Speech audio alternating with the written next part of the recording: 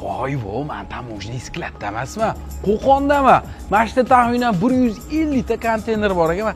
Har bitta viloyatga eksport qilinadigan mahsulotlar ekan. Qo'qonda mana shunaqa gigant kompaniya ishlab chiqarishlar bor, Qo'qonlik jigarlarga tarqatib qo'yay. Shuning kompaniyalar sizlarda 1 minutda 450 ta Chicago mahsulotlari ishlab chiqarilar ekan. Tasavvur qilyapsizmi? Lekin zavodga kirib noldan ishlab chiqarish jarayonini bitta-bitta ko'rib chiqdim va shu hammasi Yaponiya texnologiya asosida ishlab chiqarilar ekan.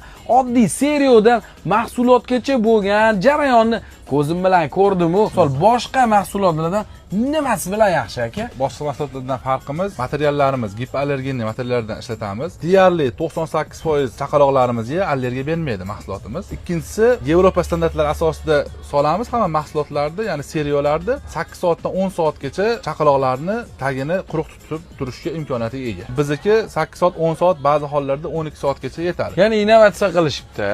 Lipuchkali 1 litrligimiz yosh chaqaloqlar uchun mo'ljallangan, yangi tug'ilgan chaqaloqlarni kindigi hali bitmagan bo'ladi kesilgandan keyin.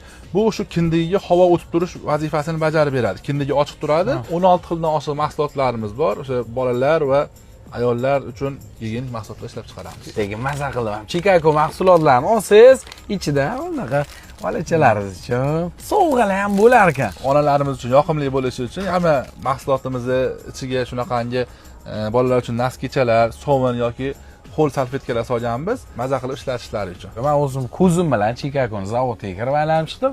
Agar mabodo do'koningiz bo'lsa, bemalol shu mahsulotni olib sotsangiz bo'ladi. Yoki pampers olib keling, adasa deysiz, Chicago bormi deb do'kondan bitta korobkasini olib kirib qo'ying. Chicago mahsulotlari nafaqat O'zbekistonda dilerlar bor, balki boshqa davlatlarga eksport qilishar ekan.